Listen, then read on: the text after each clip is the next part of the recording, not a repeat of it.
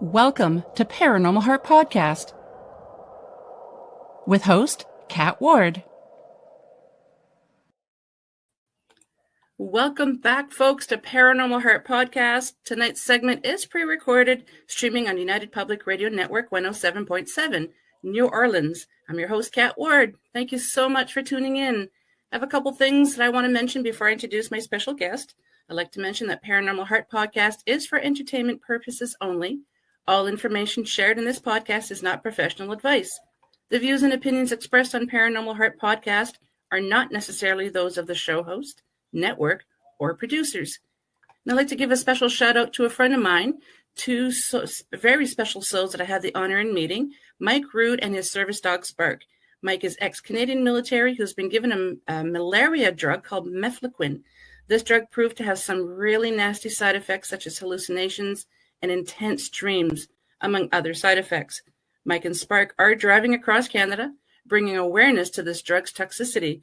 So if you're interested in finding out more about Mike, Spark, and their special journey, check out his podcast. You can find it on YouTube called the Rude Awakening Tour Podcast. Folks, I have the great honor in bringing back my special guest. He's author and two-time witness of Sasquatch encounters and veteran field researcher of these elusive creatures. I'm tongue-tied. William Jevning.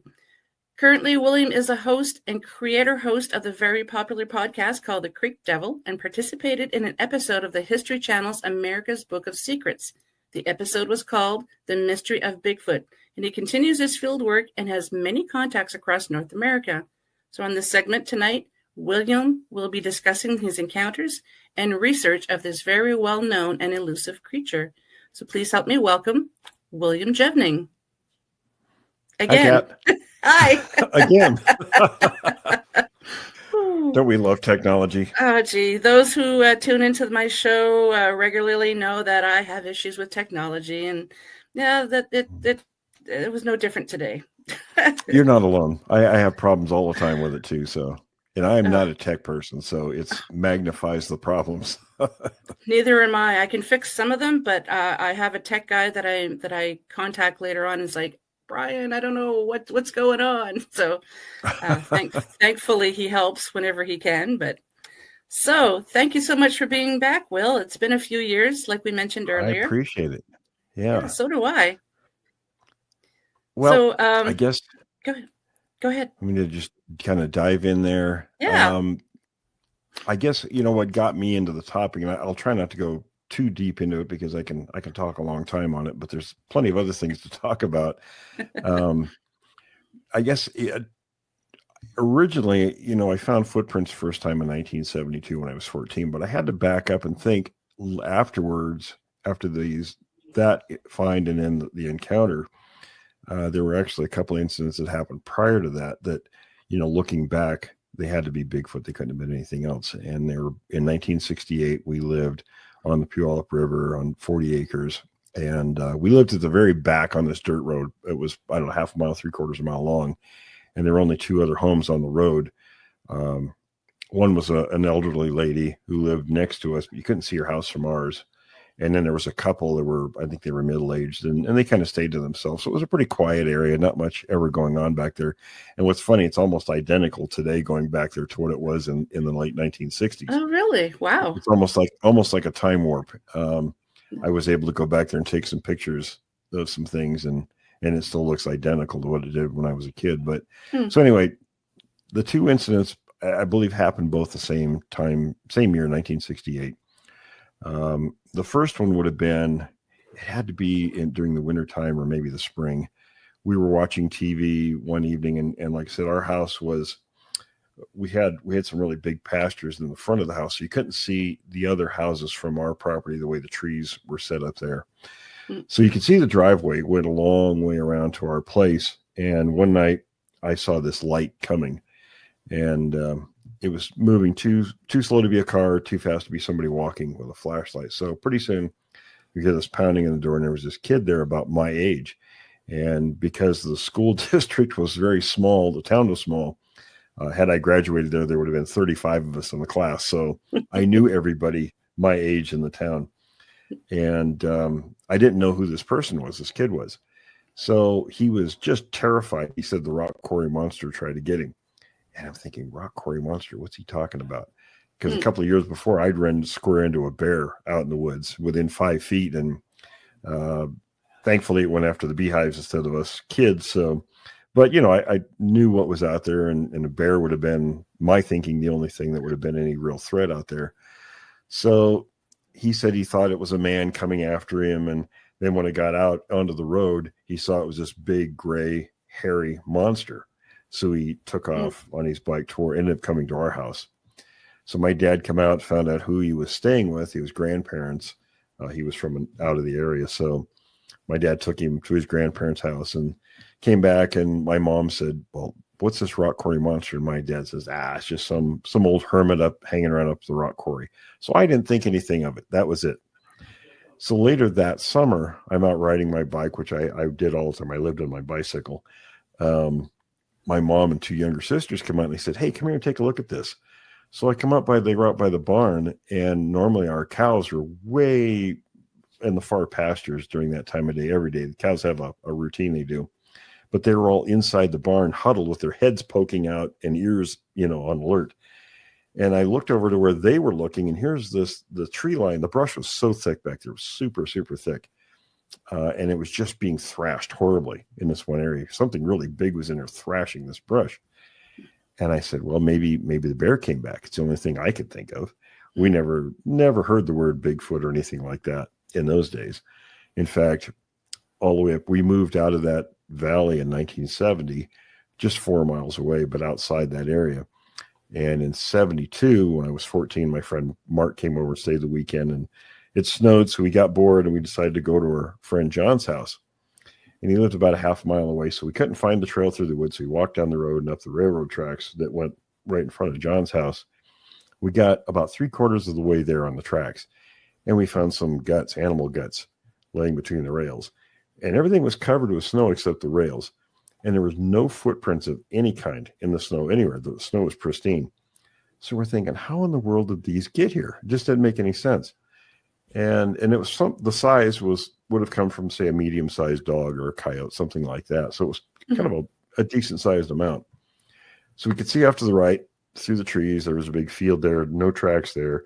Obviously, nothing the way we came. So I told Mark, I said, will you walk up and ahead and I'll climb this embankment to the left. I'll see if there's anything up there. So I got up there, and here are these big human-looking bear footprints in the snow all over the place. I said, hey, Mark, come and look at this. So we're standing there kind of oohing and awing and scratching our heads. And it was below freezing temperature that night. So the guts weren't frozen. So instantly we knew that whatever did that was really close by, and that scared us. Yeah. So we took off running to John's house, and John, he had 2 younger brothers, 2 younger sisters. So when we got in the house, we're all excited. Everybody broke into a panic, and it was just pandemonium. So John's dad was retired Navy, and he come out of the back room and he says, boy, he's knocking off. What's going on? And so we told him, and he grabbed a .45 pistol and a camera, and he says, take me back there and show me what you found. So this whole gaggle of kids goes back there, and John and I were talking recently. We're pretty sure that the kids, all of us, destroyed most of the footprints before his dad could get all the pictures, but he did get some. And then he proceeds to tell us what he thinks it is. And I don't know if he read something in Argosy magazine, or because that's about all that was out in those days. Those type of magazines, had those stories in them. Yep. So we're thinking, wow, we love Universal monster movies. So there's real monsters out here in the woods. You're kidding. So that excited us. So we're out looking every weekend for months, and we didn't find anything again. So, you get bored and off to other things. And so fast forward to 1972 in December. No, I'm sorry. Fast forward to 1974, 2 years. So my dog, my collie, we had to tie him up to his house every night because he liked to go roaming the neighborhood farms at night, and we didn't want him getting into trouble. So he was barking like crazy this one dusk evening. And my dad always said, well, if any animals come in the yard, and there was always skunks and raccoons and all kinds of stuff coming in there. Elk even used to come down and eat with the cattle. Oh, so, wow. Really? Oh, yeah. It was very rural in that area. So lots of wildlife there. And so I grabbed it because he said the animals, coming in the yard might be rabid. We didn't want them biting the dog or the cats or anything like that. So I grabbed a 22, a single shot 22 with a couple of bullets. And I grabbed the dog. I said, go get him. And off to the tree line, we went out towards the barn. Well, I'm about 50 feet behind him. And he gets to the tree line and he freezes. And his ears are up and his tail's up. And he's just standing there staring intently. And as I approach him, he wheeled around and ran past me like a bullet. And I'm watching him thinking, what's that dog doing? Yeah. So he gets back to the house, and I thought, well, he'd gotten into a porcupine pretty bad prior to this. So I'm thinking, well, maybe the porcupine's in there again, and he learned his lesson this time. Of course, he didn't. That's what ended his life, but he got into the porcupine again. But so to give you an idea what the place looked like, the grass, it was about 3 feet tall or so, field grass. And this would have had to be October because we were getting frost every night, and that was just about hunting season weather. So, and that part of the tree line was mostly fir trees. So the tree limbs were hanging down into that grass. And inside the tree line, there was a big maple tree. And the maple tree, the trunk was probably 3-4 feet across. It was a really big old one. Yeah. And so I knew there was a clearing in there. So I had the rifle in one hand, and I'm pushing my way through the tree limbs. And as I cleared the tree limbs under this tree, on the left side of the tree, I see this massive thing standing there, moving the leaves around with its right foot in the leaves. And I'm just like, I mean, you freak out. I mean, people say, well, you're so calm talking about it. Well, it was 50 years ago. I mean, I've had a lot of time to absorb this. So, yeah. But it just scares the living hell out of you. In fact, I still have dreams every once in a while about that time period. Oh, wow. And that incident. But when it saw me, it stopped. And so we're standing there 20 feet or less from each other, kind of just staring. And I thought, oh my God, what is this? And all these things go through your mind. And the only thing I thought was, how am I going to get out of this one? I need to get away from that. And it was massive. It was, I was 16 at the time. So I was probably about 5'9" or so. And it was at least 2 feet above me. So I'm estimating around 8 feet, 4 to 5 feet across the shoulders. And from the front to the back, a good 3 feet thick. It was just huge. And it was like a tree trunk. It was solid coming down its body. And I thought, well, let me shoot in the air. Maybe it'll scare it away. So I shoot in the air, didn't move, didn't do anything, no reaction. So from my right rear, I hear some noise behind the brush. Here comes another one walking around. It stands by the first one, and it's about a head shorter and proportionally smaller. That was it. I freaked out and took off running. I would imagine. So my sisters that everybody had made fun of us for finding the footprints 2 years before, so I wasn't going to say a word. So I get on the phone and I called John and told him what happened. So we agreed, all of us, we'd go meet at my house before daylight the next morning with our hunting rifles, and we would track them. And that's what we did. There were, I think, 5 of us that went.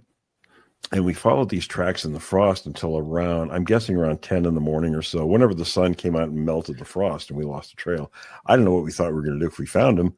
But, With what? With 2 bullets remaining? Oh no, we brought our hunting rifles this time. Oh, okay. So we were ready, but I used to hunt with a 300 Savage, and I don't know that's essentially a 308 round. I don't think that would have been much use against something that size anyway. So we didn't talk about it outside of us. People who were involved in that, and rarely. So I think John and I were either playing baseball or basketball after school. And we were riding the activities bus home one evening. And because it was so rural, there were maybe 6 kids on the whole bus, and everybody's all spread out. So John and I are sitting towards the back. He's behind me, and we're talking real quietly about this. And one of our friends, I swear, he had bat ears because he could hear us from where he was across, and he was a nice guy. Just he was somebody who was really, really small guy and kind of an introvert. So he didn't really have many friends, and he stayed to himself.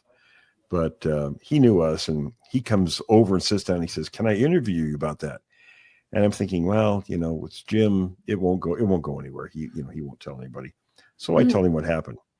And then I don't remember how long it was. Within a couple weeks after that, he gave me John Green's first 3 books, the first 3 that he wrote that kind of look like magazines. Okay. And I'm kind of oohing and awing, thinking, wow, I didn't know there was so much stuff on this subject.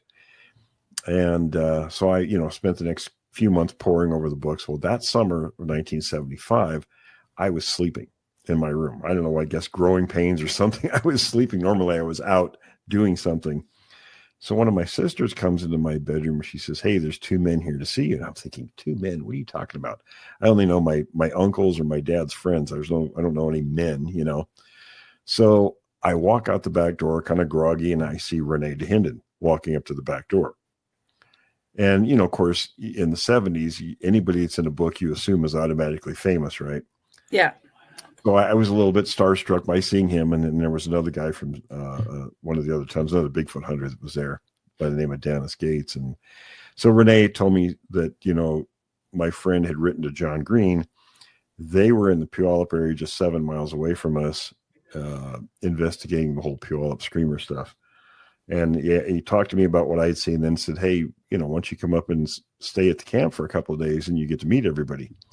So we did. And, you know, Green and Dahinden wanted me to be their contact in the area and help them out. So I thought, well, shoot, I'm, you know, 17-year-old kid. If I can help, why not? You know, so that's how I really got involved. Exciting. In all this. So it was, you know, and I followed Dahinden around all night when they were doing the investigations, and Gates packed the biggest rifle I think I've ever seen. So I'm thinking at any moment we're going to have one walk out in the road, you know, and guns are going to be blaring, and it never happened, but you know, I thought for sure it was going to. But I stayed in contact with those guys, and anything that happened, I sent them the information, at least until I got out of the Army. That's amazing, because I find out of everyone that I've spoken to over the years about Bigfoot encounters or anything that's kind of creepy, they either withdraw within themselves because it's so terrifying, or they're so intrigued they want to find out more. Yeah. I would have never talked to anybody had I not met those two guys, and the state trooper by the name of Mark Pinninger, who was there, and some of the local men. I figured, you know, here's, you know, grown men, and I always looked up to, you know, to in those days, you know, the manly men, you know, it was kind of in my DNA. I wanted to be when I was little, like, you know, the potty training was like, you know, it was one of my dad's friends. These guys were all World War II combat vets, right? Oh, yeah. And one of the guys, he's like, when, you know, they were, I remember they were talking about, well, we need to make sure he gets no more diapers. The kid needs to be potty trained. So one day, one of the guys is like, "Bill, come on, we're going to go to the bathroom." And then from then on, that was it. There was no diapers, no anything. It was, you know, and I used to tell them when I was little, they wanted to call me Willie. And I said, "You call me Bill. I don't want to be called Willie." I named my dog Willie. I named my dog Willie, and my mom thought that was funny. She says, "Why'd you name that dog Willie?" Because she would mess with me. She'd go outside, and that's what she wanted to screw with me. She would call me that. I said, "So when you come outside and say Willie, the dog will come instead of me." She says, you're a smart so-and-so, you know. Wow. That is pretty smart. Oh, gee. Actually, my grandfather was named Willie. Well, you know, my last job, that's what they called me there. And I thought, yeah, whatever, you know. Yeah. But, you know, getting to know those guys got us going. You know, one of the first incidents we had, and we lived so far out. I mean, it's funny, the high school I went to was out in the middle of a pasture, and we all nicknamed it Cow Pie High because it was out like in a cow pasture, right? Yeah. So everybody lived kind of far flung from each other. So after we started school that fall in 75, I sat down and I had a group of friends. There were about 10 of us in the group. And we all, by this time, everybody knew what was happening. I called them and told them what was going on. And I said, well, they want us to help them. So has anybody heard anything weird going on in your area where you live? So one of the guys out by the town of Roy, he lived in the town of Roy, which is just the other side of Fort Lewis. He said, well, we knew the Clark family because they were their kids that went to school with us. He said, the Clarks have been hearing a bunch of weird screams going on. So I said, well, why don't you see if you can get permission for us to go out there and look around? So we did. And 3 of us rode to his house on the school bus. That's how we got around with our packs, and we hiked up the railroad tracks to the Clark Ranch. So we went out there, and the Clarks were like, oh yeah, it's going on out there. You guys can go out there, but we're not going out there. So we thought, okay, teenagers, off we go. And we always had the one obligatory flashlight that barely worked. So we didn't really have any lights. And we picked a spot at dusk to camp. And then the whole evening just evolved. We got surrounded by a group of these things. The screaming started right at dusk. One was relatively close to us, and then another one was responding to it maybe a quarter mile off. We estimate, I don't know if it was that far or not, but so they had an exchange going back and forth. And then periodically we could hear at least one of them circling us. And then at one point, one of the guys wanted to go to sleep. The rest of us were too on edge to go to sleep. And I told him, I said, well, I think we should all work in pairs. You know, two guys sleep, the other two awake all the time to keep an eye on what's going on. Mm-hmm. So it ended up just being the three of us sitting in front of the tent and one guy going in the tent. And he was twice the size of the rest of us. So after he was in there, maybe 20 minutes, we hear this rustling around. And of course, being disgusting teenage boys, you know, we're joking about what he may or may not be doing in the tent. So pretty soon, he almost tears the tent down coming out of there. And he says, it's not very dang funny, you guys grabbing me and trying to pull me out of the tent. And we're kind of looking up at him like this, you know. And I said, well, that's a great idea. It's too bad we didn't think of it, because if we had thought of it, we would have done it. But yeah. We were having a conversation in front of the fire. So I said, look, you probably fell asleep and were dreaming. No, I never went to sleep. I was laying there listening to your conversation. I said, okay, if something really happened, you know, tell us what happened. He says, well, I'm laying on my stomach and this hand reaches out just above his belt, grabs him and starts pulling him out of the tent. Now he was a big guy. So the hand, I said, okay, tell me where from the heel of the hand to the end of the fingers, show me on your back where this started and that stopped. And the hand would have been 1.5 feet long. So I said, okay, look, if this really happened, and I'm Mr. Skeptic, right? So the tent didn't have a floor in it. So we walked, and I was kneeling down on the corner where he was, where this happened, supposedly. I said, okay, give me the flashlight. If the soil's pretty soft here, if there's something really happened, there's got to be something to show it. So we shined the light down, and sure enough, there were these footprints that were 18 inches long, and they went right off back into the forest in this big round bowl-like depression where something apparently had knelt down into the soil, and it reached under the tent. He thought it was one of us trying to grab something out of the packs. And I said, no, we would have disturbed you and just walked over and got something out of the packs in the door. Yeah. So obviously there was one of these things there and was trying, maybe it thought it was getting something out of the packs itself, but it latched onto him. And then when he started squirming, it let go. And there was only one of us that actually saw the creatures that night, and we heard them. They were making noises around us constantly, scared the hell out of us all night. And all we had was the fire light to keep us, what we felt safe. It kept them at bay, apparently. So we made it through the night. We got out of there, and I wrote to John Green. I said, well, this is what happened. And a couple of weeks later, he called. I got home from school, and he called, and he says, I'm in Seattle. I'll be at your house in about an hour. Can you take me out to the Clark Ranch? And I said, sure. So I called a couple of friends. I said, hey, Green's coming. Can we take him out there? And they said, sure. So he loads us up in his van when he comes, and we all go out there. We get there right at dusk. The Clark family, the whole family is out on their deck. We pull up, get out of the, no sooner we got out of the van than the screaming started, just bloody murder coming in from that direction. And we're all standing there silent, listening to this. And then pretty soon, after a few minutes, Green says, well, I got to get back home. We load up in the van, he drops us off. And then years later, probably 20 years later, I'm at Green's house, and he looks at me and he says, you know, I'm still kicking myself for not taking a recorder to the Clark Ranch. And I thought, what in the world did you come down there for? I told you in the letter what was going on there. And unfortunately, him and Dahinden were both kind of like that. You know, I was really good at making contacts with people and finding stuff in those areas. And I would tell them, Rene was a good one in 89 in Southern Washington. We had I wrote a book about the situation called Haunted Valley. And I kept calling him and telling him, I said, hey, Rene, you know, because he always grumbled about not ever seeing a Bigfoot. I said, if you want to see one, you need to get down here right now, because most of the people on my field team have seen the things in here, the families, all the locals. I think I was one of the few people that didn't actually see one there. We saw the tracks, we heard them run, to do all kinds of stuff. But lots of people that were skeptics on my team had one walk right in front of him there. So he waited until the creatures had left the area and he never got to see one. And I said, well, I'm tired of telling you guys. That's part of it. I got tired of telling those guys. So then I really split off, and they were very limited in their thinking. I was always asking questions like, have you guys thought about this, why this kind of behavior occurs, or what this is what they're eating or doing? And they're always like, nah, yeah, we don't want to know that stuff. So I said, okay. How can he not know? How can he not want to know that?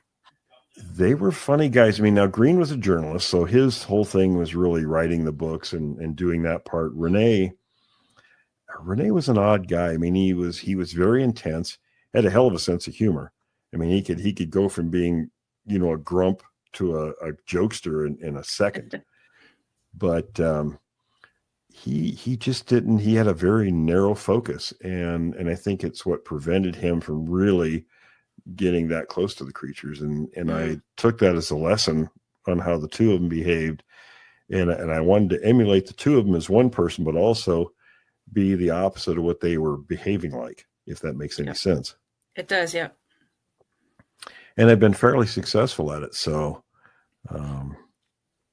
after 52 years, I'm still writing and still, producing shows, and we're making films now. We have one film that's been out. I think Adam put it out a year ago, maybe a little more.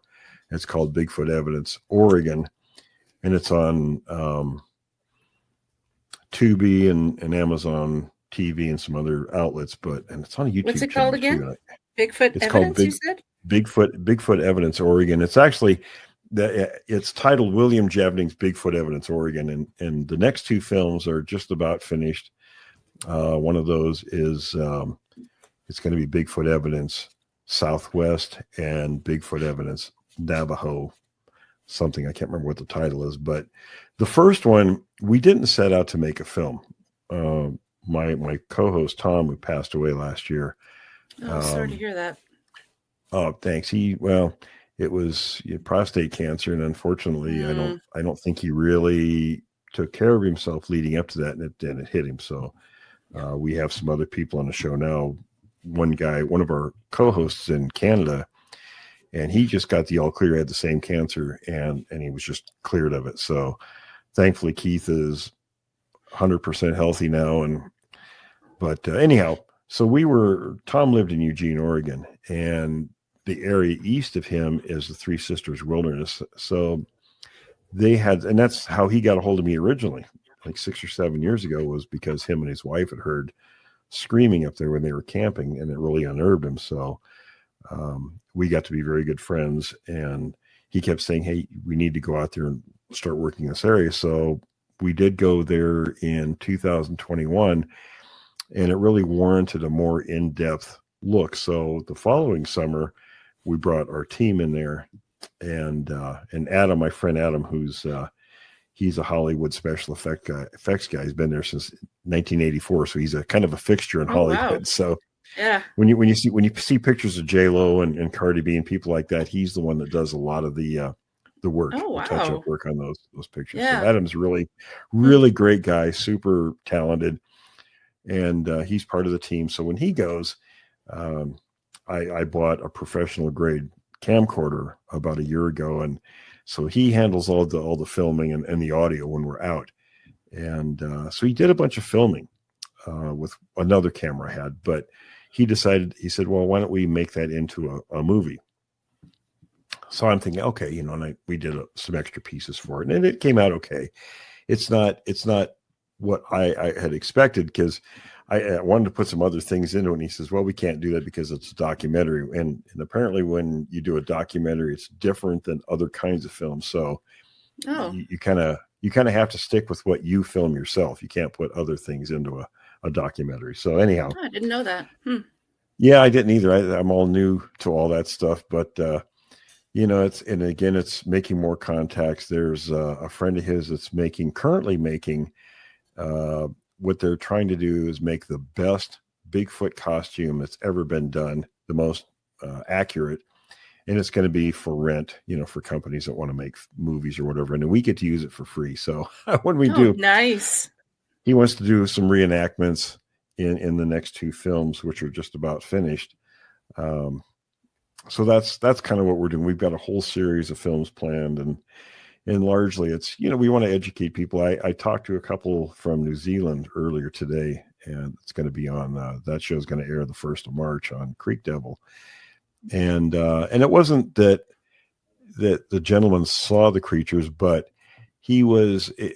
what we gather, it sounds like he was interrupting a hunt with the creatures because they had these whoopings going on 3 different sides of him. And there's a lot of feral pigs there, and that's what he was hunting.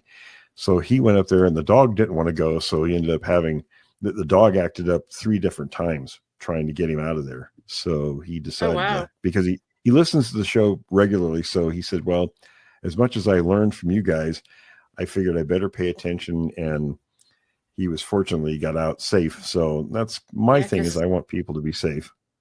That could be really dangerous, interrupting a hunt. It can be, absolutely. And it does happen. Things happen. And I said, well, probably had you gone any further, the next thing you would have experienced was rocks or sticks being thrown at you. Yeah. And that's a typical primate behavior. When they don't want you there, they throw things. I was even, I shouldn't say it, I was chuckling with Tom once. I said, the only thing I haven't heard yet, which is a very strong primate character, you hear about this all the time, where chimps and gorillas, right? They throw their poop at people in zoos.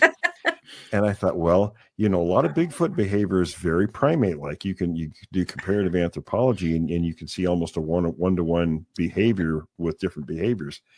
And lo and behold, not long after we had that discussion, somebody contacted me. And the poor guy, I really feel for him because it was a terrifying experience, but the Sasquatch threw a big pile of its own crap at him and hit him in the chest. And it was a powerful experience. It hurt him. And oh, yeah. I've never heard of that before. That's amazing. Oh, yeah. That's the only time I've heard of it. But I thought, just when I'm thinking I expect certain things, within a short time frame, here we come across something like that. We spent a couple of weeks up on the Navajo reservation in October. One of my team members is Navajo, and he invited us up there.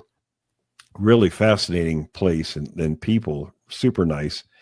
So we went up in an area called the Chusca Mountains, and there's a pass called the Narbonne Pass that divides the north from the south. And local native police and every single person we talked to there had at least one sighting of the creatures. It was incredible. And they're all very, very serious about it. And they told us, the police officer said, well, you guys need to go up to the Narbonne Pass and go to this area. So we went up to the, on the south side of the pass of the Chuscas, and we spent, I don't know, probably 40 miles up in that country. And there's virtually nobody up there. Of course, you're on the reservation, and there's really no outsiders. So the local natives, the ones that are up there, I think on the south side, we saw some woodcutters, but that's about it. Lots of wild horses, lots of game. We found long lines of bear tracks and lots of mountain lion tracks, more than I've ever seen in a location before, but no Bigfoot sign. So I was a little disappointed. So I said, well, let's try the north side. So, which is a matter of making a right or a left off the highway that divides the pass up there. And when we started going in the north side, that's where we started finding stuff. And what's interesting, things like, normally the territorial markings where they break trees. We did find some older ones. Typically, when there's activity, that'll be fairly fresh. When the creatures are in a location, you'll see that. For instance, when we were in the Three Sisters Wilderness, I was showing the team, Tom took us into an area where the people had said they'd seen these things, and we found the markings. So there was one day we wanted to go 30 miles away to a Boy Scout camp, and then we had to drive through the forest to get over there. So I told everybody in the team, I said, do me a favor. I want you to look at this, and as we're going over there, don't talk about it. Just count how many of these tree breaks you see. So when we get all the way there, not one person saw a single one. And I said, now what you don't see is as important as what you do see, because if this was natural, you would have counted a number of these along the way. And interestingly enough, by the Boy Scout camp, we did find a couple over there that were fresh. So, and these attach themselves, to sightings and things in the area. So when we got to the Navajo reservation, we drove quite a ways into the north side of the Chusca Mountains before we actually found fresh ones. But other things were interesting, like, and Adam was filming. He filmed so much. He says, we have so much stuff on film. It's incredible. Just the sheer amount of film. So he filmed the entire way. He's sitting in the back of my Jeep, and poor guy, he's bouncing around, filming everything we're doing. But, and I'm trying, drive, so we're not, and it's rough country. So, and thankfully I have a Jeep to get in there. So, one day we drove in, and we'd been in there a couple times on this one particular road. So the tree line is about 100 feet away from the road. And here's a horse carcass. I mean, it's all bones, but it was still articulated. In other words, the bones were all still connected as one piece. Mm-hmm. It was not there the day before. And we're thinking, and we went back and reviewed the film to make sure. And sure enough, the day before, there's nothing next to the road there. And it was about 40 feet between us and the tree line. Bleached white bones, you couldn't miss it, stuck out like a sore thumb. And we're thinking, how in the hell did that get here overnight? Mm-hmm. So we hiked back into the timber, and there were probably one or two other horses that were disarticulated. In other words, the bones were all scattered. But the interesting thing about that was, there are, porcupines will chew on bones, and other animals, will chew bones. Not one of those bones had chew marks on them. And we're trying to figure that out. But then the local, the Indians we ran into would say, no, there's an old white Sasquatch that lives up here year round and he eats horses. So we're thinking, trying to put two and two together, think, well, maybe that was some kind of a message, it brought this whole horse carcass out and set it there. And you could see where it had been placed down on the grass. Maybe that was some kind of a message that maybe we shouldn't be poking around up there. Yeah. We stopped at one point, and Don, our Navajo guy, he's a fun guy, young guy, and he every time we'd run across somebody or slow down, he'd jump out of the Jeep and go running off somewhere. Usually to talk to people that we'd run into. A lot of the pinion pickers were out at that particular time, who were a wealth of information too. So one time he jumps out, and he liked to go into the brush and do a quick search, and then he'd come back out. So Adam and I are kind of looking at him, scratching our heads. We're like, okay, we could use a leg stretch here. So Don runs off to the timber, and he hollers back, and he says, hey, come and look what I found. So we go over to the tree line, and it's, a couple hundred yards off the road. And what was interesting, and I've seen this before, I have pictures of it, where Sasquatches have hung animals in trees, right? Usually bones by the time they're found. Mm-hmm. So what he found was this, and I don't know, and it's different in different states how they count the antlers on a deer. Where I grew up in Washington, you just count one side. So what we found was this male deer, the buck, a 4-point by Washington standards, so eight antler points total, with the skull. It was 6 or 7 feet off the ground. I can't remember. I measured it, but the antlers are jammed into this tree, facing up into the timber. And then Don proceeds to tell us what Navajo do and don't do with their deer kills. This was not a Navajo kill. And then up in the timber there, we did find a couple of the really dramatic tree breaks. So we chalk that up to the creatures doing this. And then we had we run into a lot of people. So every time, like I said, Don would jump out when he'd pass a vehicle, he'd jump out and talk to the people. One of these times, there was a family in the truck. So they invited us to their place up there that evening to talk. They were going to talk to us on camera. So Adam was excited. He was going to film a family, up there, their encounters. And the old man apparently was the one we wanted to talk to, but he wasn't available. He'd had a lot of experiences, but this family did also, his children.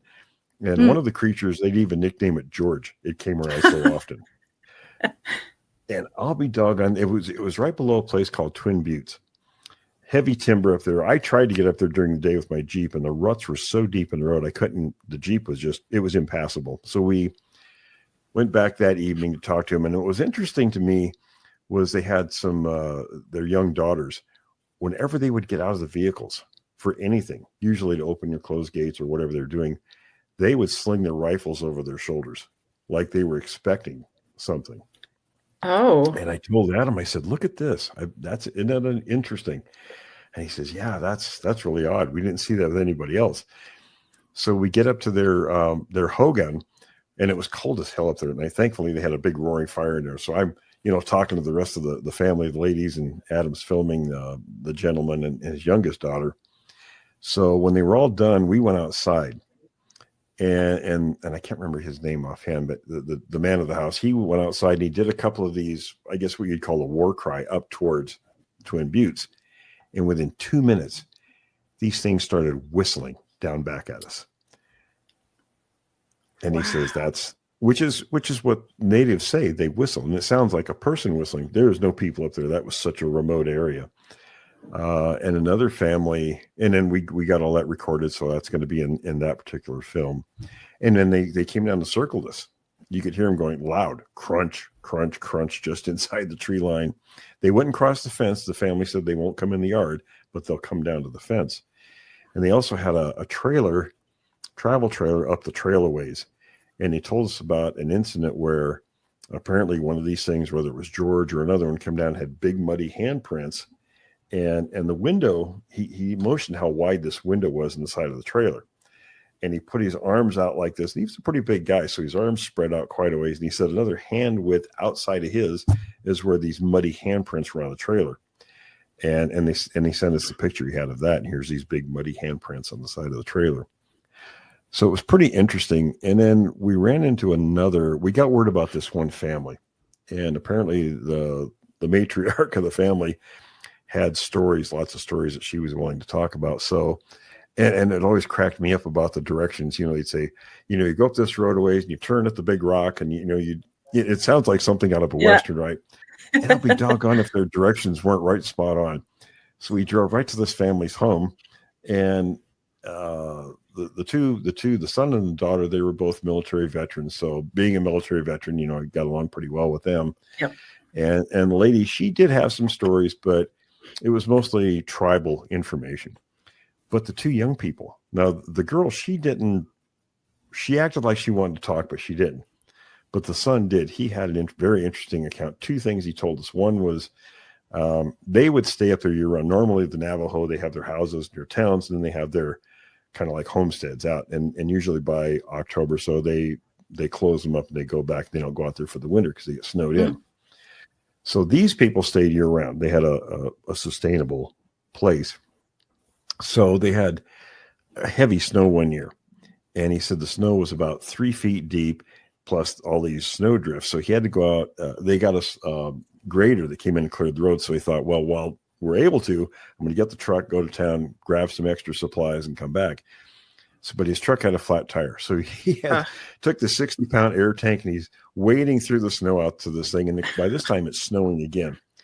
Well, he gets to the truck, and then this blood-curdling scream comes from about 100 yards out. And he knew what it was. Mm-hmm. So he said, "To hell with the tire and the truck." And he's, he says, "I'm trying," and he's kind of a skinny guy. He's a runner. So he said, "I'm trying to go as fast as I can, wading through this 3-foot snow plus the drifts back to the house." And the screams kept getting closer behind him. Oh. So he got back to the house in time, and he just thought, "Nope, I'm not going out there again." He can have the truck and the air tank and everything. So on another time, they went and there was and it's interesting because they because there's so few people out there, they take note of who is out there, whoever comes on the road. Like when we came up in Don's van, they're thinking, well, who's up here in a minivan in this area? So they saw this truck come in, towing a trailer with what he said looked like this very big coffin on the trailer. And it come to find out it was it was either Forest Service or Navajo Rangers, one of the two. So they went on, and he's out there in the tall grass. He was going to go find out who it was. Then he thought, no, I'm going to wait and see. So he hunkered down in the tall grass just to watch, unnoticed. And after a bit, hear this truck and trailer come back, but the door on the coffin wouldn't close. And he saw what was in there. It was a Sasquatch that was in there, kind of a light brown color, part of its arm and head sticking out. And he just sat there and he watched it go. Well, the story apparently was the people who lived up the road around where they couldn't see from them. This thing was at their corral trying to get at their animals, and the two guys killed it. And they called the Navajo Rangers, who the following day came out and retrieved this thing. But beyond that, as far as any information, nobody's talking about it. That's amazing. I've heard. There was some. Go ahead. Oh, I was going to say there's a lot of really interesting stuff that's been coming out of there. We're going back up there this summer because I interviewed an EMT from up there, and these people all had a bunch of pictures they took of these things. And they told me, they said, "Oh yeah, no, come on up here. We'll take you out there." And they're here all the time. So I'm kind of excited to see what happens this summer. Do you know how many are there? We have no idea yet. Another thing that was funny too, Don, he got a text one night, and he says, one of the things we hadn't gotten was any screaming. So he gets this text from the northern part of the reservation up towards Flagstaff, Arizona. And he said, well, there's one up here that's screaming like crazy. So 2-hour drive, we drove up there 2 hours, waited around about an hour listening, didn't hear anything. So we make the 2-hour drive back. We get back to the hotel we were staying at in this little town. And I go upstairs to my room, and Adam and Don, they're still downstairs. And no sooner than I got my room, now we'd been back there 8 minutes because I looked at my watch, and I get this text saying, "Come outside." So I'm walking towards the door of my hotel room, and I hear this screaming coming through the wall. It was that loud. So I opened the door, and just across the highway where there was an interpreter, because this was around 1 a.m. The interpreter center was closed, and there's nobody over there. And from on top of the mesa that run behind it, this thing was up there just screaming like a son of a gun. And it annoyed the people in town. It happened so often. There were people honking their horns and stuff trying to get it to shut up. So this went on for well over an hour. Adam was out there recording it and stuff. In fact, it got to the point where he just put one of the recorders on the tire in the wheel well of my Jeep and went to his hotel room because he didn't want to stay out there that long. I said, well, let it record, see what we get. But I said, well, here we spent 5 hours to go get screaming. We could have stayed right here at the hotel. Yeah, no kidding. and we knew coming in there, you have to drive. Well, at least I did, coming from southern New Mexico. I had to drive through the town of Gallup. And they had going on at that time what the locals were calling the Gallup Screamer. Well, the mesa that this thing came on sort of runs into that one. And it's about, I don't know how many miles, probably 30 miles. But the town people said, oh, yeah, this thing comes in here every 2 or 3 days and gives the town hell, then he wanders off. But it's all very common stuff to those people up there. Normally people would be shaking in their skivvies, wondering, what the heck is that? And these people are just like, what? Shut up. They're annoyed. Yeah, they're annoyed. Like, God, you have to come in here and do it again. Come in once in a while, but you got to do it every couple of days. Give us a break. Yeah, no kidding. Wow. And like I said, even the police there were like, oh yeah, this happens all the time. Go and look at this area or that. And I never, something I had kind of a hard time with is, especially in social media, you see people putting these ornate structures that they're claiming are Bigfoot. And my brain automatically is thinking, it's total baloney. There's nothing, there's no footprints. I mean, if you're going to take the time to make something, there's going to be a lot of sign around it, right?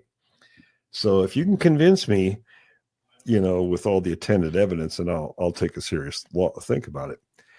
So we were up one day, like we were every day, looking at different areas that the locals were telling us to go to. And we find this family picking pinyon nuts off the side of the road. So Don jumps out to talk to them. What they had found was really interesting.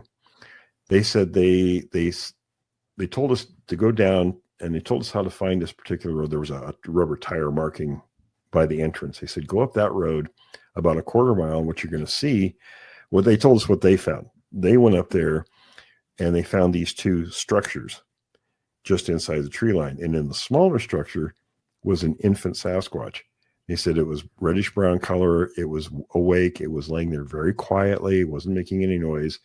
And this is, the parents and the kids, everybody was there looking at this until Mama stuck its head out of the brush and scared the hell out of them. They all took off running.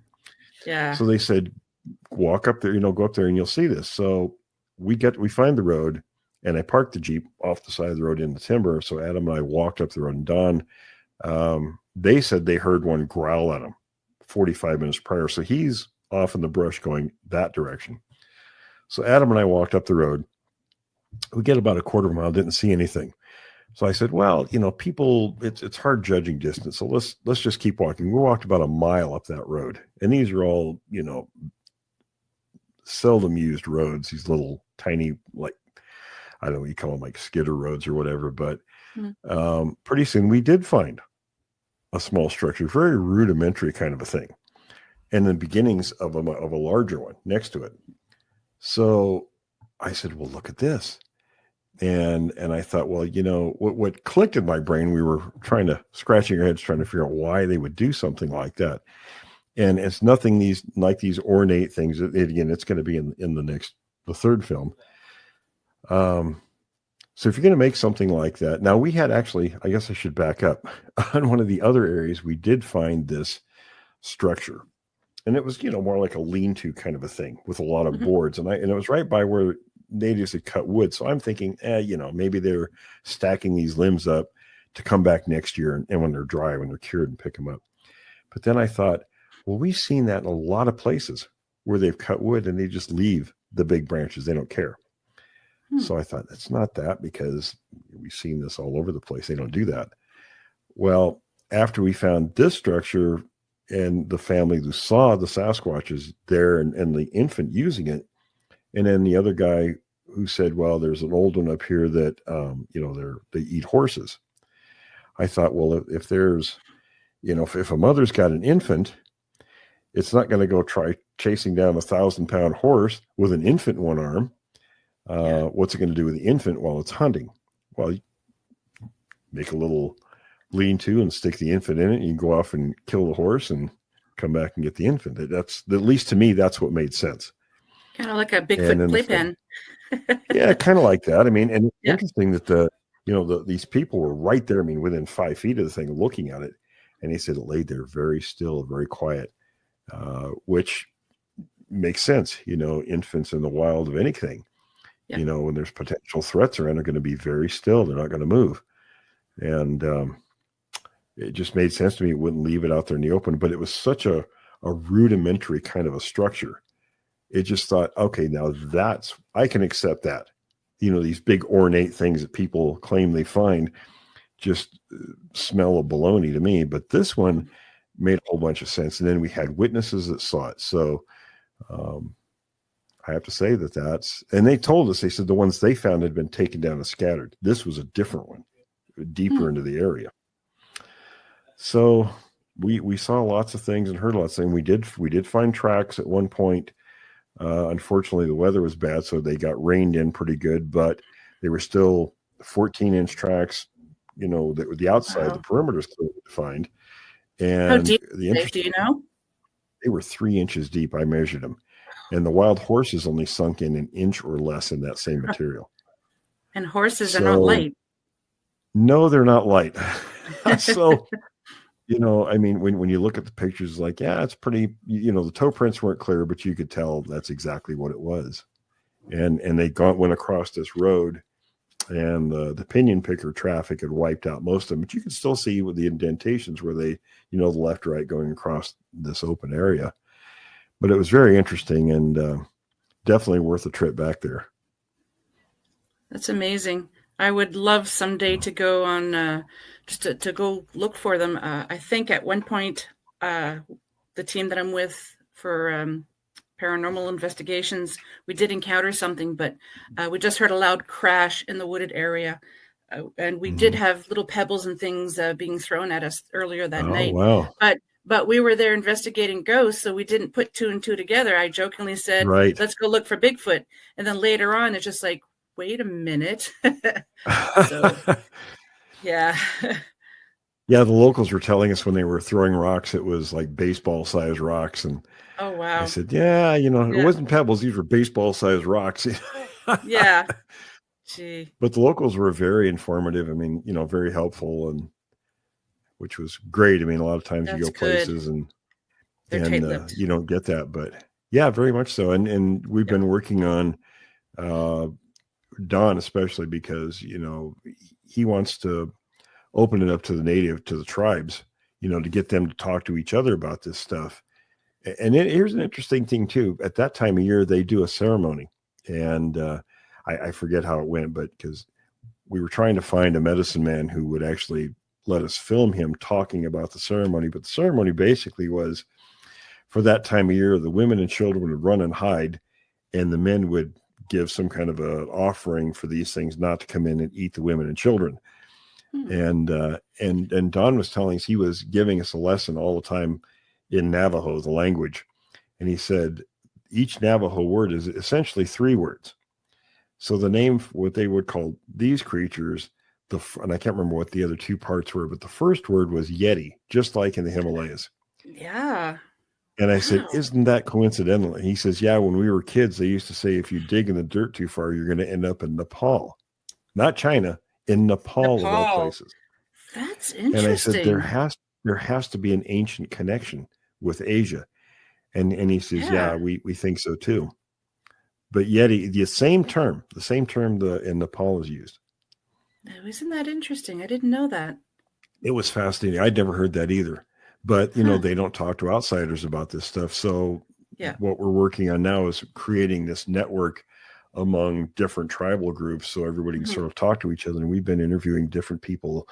We interviewed a guy from the Blackfoot tribe, and we're going to be talking to some other folks in the San Diego area. There's like 5 different tribal groups there, and I can't remember which one they're affiliated with offhand, but we've had several people from the Apache tribe.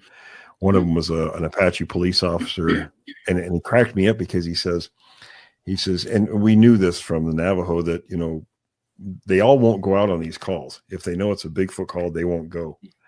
And if somebody does, then that person gets saddled with all of those calls. So this guy gets all these calls.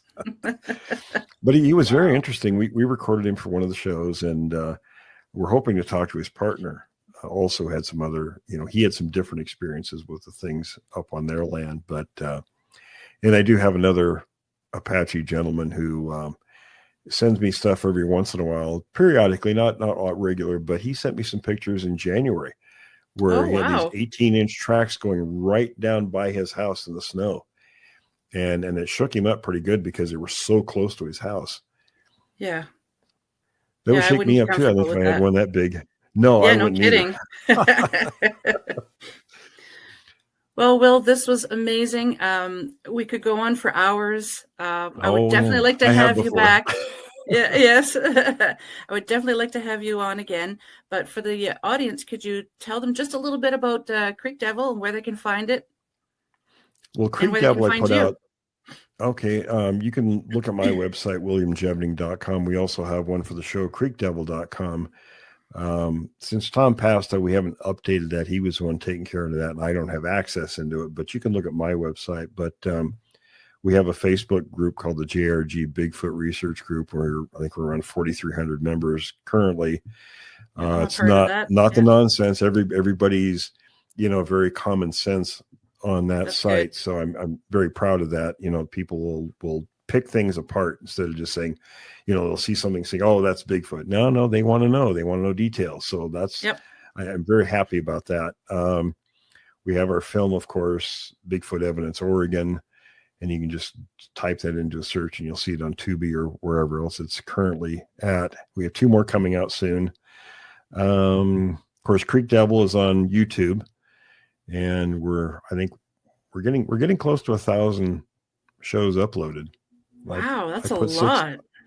I put 6 out a week. Saturday's sort of that's where I put the new interviews, and then we do Monday and Friday, or we have so many new people. I put some of the older shows out so they can hear those, and everybody's like, wow, we didn't know this is out there. So I do that. And then Tuesdays is Campfire Talk. That's where anybody who wants to join us, they can get a hold of me at wjevning@gmail.com. And if you want to sit in and chat with us, that's what we do. We just kind of toss whatever around that we want to talk about. Nice. Thursday is we do a Bigfoot breakdown and the Q&A. Those are two different shows. So that's kind of what we do. We're growing, and not a huge number. We're over 20,000 subscribers, but it's growing. And nice. People are always saying, God, we love your show because we wanted to know if we get in a situation, what do we do? And that's one of the things we try to do. We try to help people. And I can't tell you how many people I've interviewed, thousands of them. Many of them come back and say, we needed to get that off our shoulders.